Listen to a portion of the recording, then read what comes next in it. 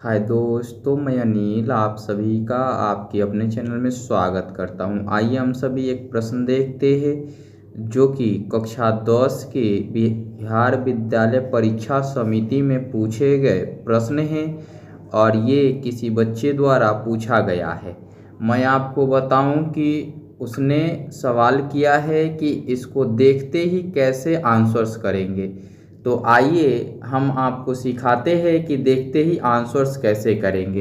पहले तो प्रश्न को देखिए, कहता है कि निम्नलिखित में किसका दशमलव प्रसार शांत है। शांत यानी कि टर्मिनेटिंग है ना, जो टर्मिनेट होता है, ऐसा प्रश्न है। ऑप्शंस में दिया गया है ए में 17/81, 16/41, 13/45, 19/80 ये दिया गया है। मैं आपको अब बताने चलूं तो आप जानते हैं कि दशमलव प्रसार शांत होने का किसका पूछा जाएगा, या तो परिमेय संख्या का, और परिमेय संख्या क्या होता है, वैसी संख्या जो p/q के फॉर्म में लिखा जाए, और जहां p और q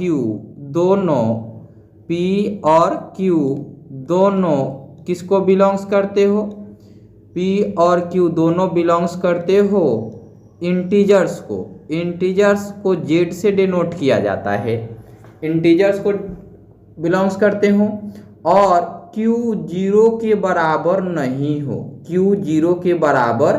नहीं हो तो वो परिमेय संख्या होती हैं। ये परिमेय संख्या के रूप में लिखी गई हैं, है ना। पहला चीज ये जानते हैं कि परिमेय संख्या में यदि q 2 का मल्टीपल हो, है ना, किसका मल्टीपल हो, 2 के फॉर्मेट का हो और 5 के फॉर्मेट का हो, या इन दोनों को छोड़ दें तो 2 × 5 के फॉर्मेट का हो।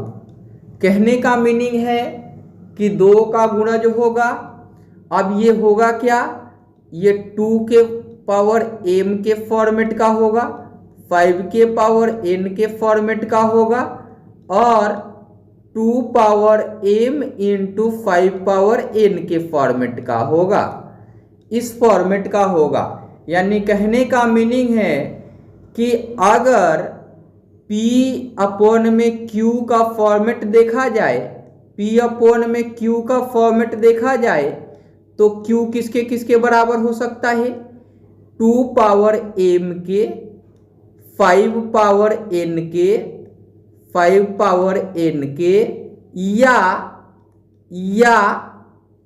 2 पावर m × 5 पावर n, ऐसा होगा। यूं कहें तो 1/2 पावर m हो, या 1/5 पावर n हो, या 1/2 पावर m × 5 पावर n हो। इस फॉर्मेट का होगा तो वो नंबर ऑटोमेटिक क्या होगा, शांत दशमलव प्रसार देगा, है ना। तो आइए अब हम इसको समझ लेते हैं। इसको मिटा देता हूं मैं, आप अगर ना समझ में आए तो पीछे से फिर से रिवाइंड करके देखते रहिए, आपको समझ में आएगा, है ना। चलिए हमने मिटा दिया। अब देखिए कि यहाँ पे ये देखना है, ये वाला देखना है, ये वाला देखना है, ये वाला देखना है। हम तो डायरेक्ट उत्तर लगा सकते हैं कि ये होगा। क्यों होगा, ये कारण मैंने बता दिया है कि यदि Q, ये ही तो Q है, सब में यही Q है, और Q का रूप किसके रूप में होना चाहिए, इसका फैक्टर करेंगे तो ये 16 × 5 लिख सकते हैं, ये 80 के बराबर होता है, और 16 को हम 2 के पावर 4 तो लिख ही सकते हैं, और गुणा 5 के पावर 1 लिख सकते हैं। तो ये देखिए हमने क्या कहा था कि ये होना चाहिए 1/2 power m into 5 power n। यहाँ m का मान 4 है ना, ये दूसरा वो है टर्म्स है। तो यहाँ पे हमें दिख गया था कि यही होगा। ये आपने देखना है कि 2 के फॉर्मेट और 5 के फॉर्मेट के हैं कि नहीं। यहाँ हमें दिखा था कि ये 3 के पावर 4 है। हमने तो ये नहीं पढ़ाया आपको कि 2 के पावर 4 होने चाहिए, पढ़ाया है। हमने ये नहीं पढ़ाया आपको कि 3 के पावर 4 होने चाहिए या 7 के पावर 4 होने चाहिए, ये नहीं पढ़ाया हमने आपको पढ़ाया कि ये क्या है, ये 2 पावर m के फॉर्मेट का नहीं है। ये वाला जो है 2 पावर m के फॉर्मेट का नहीं है ना, या 5 पावर n के फॉर्मेट का भी नहीं है, या किसका नहीं है, 2 power m into 5 power n के फॉर्मेट का नहीं है। अब देखिए यहाँ 41 का फैक्टराइजेशन कीजिएगा तो ये 1 इंटू 41 ही होता है, इसका कोई दूसरा फैक्टर नहीं होता है। ये एक अभाज्य संख्या अर्थात प्राइम नंबर है ना, तो अभाज्य संख्या के रूप में लिखा गया।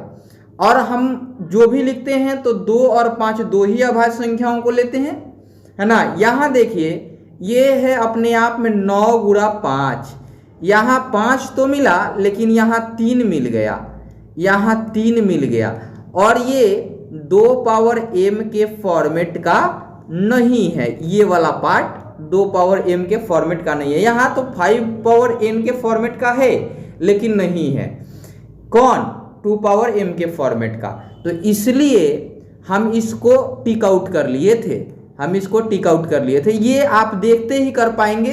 केवल क्या ढूंढना है आपको, 2 पावर m 5 पावर n या 2 power m into 5 power n, यही 3 रहेंगे तो ये डिविजिबल होंगे, अर्थात कि भाग लगाएंगे और शांत देंगे, टर्मिनेट करेंगे, अन्यथा टर्मिनेट नहीं करेंगे।